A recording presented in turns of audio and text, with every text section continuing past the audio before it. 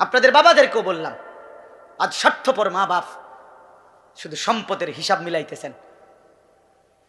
আপনার চোখের সামনে 20 বছর যার স্ত্রী পর্দা করে না, এটা কোনো বেডই? তুমি বেটা কোনো স্বামী বেটা কাপুরুষ তো এত কাপুরুষ হয় না বেটা। মুসলমান তো দূরে থাক, আত্মমর্যাদা যার আছে, আত্মসম্মান, আত্মবিবেক,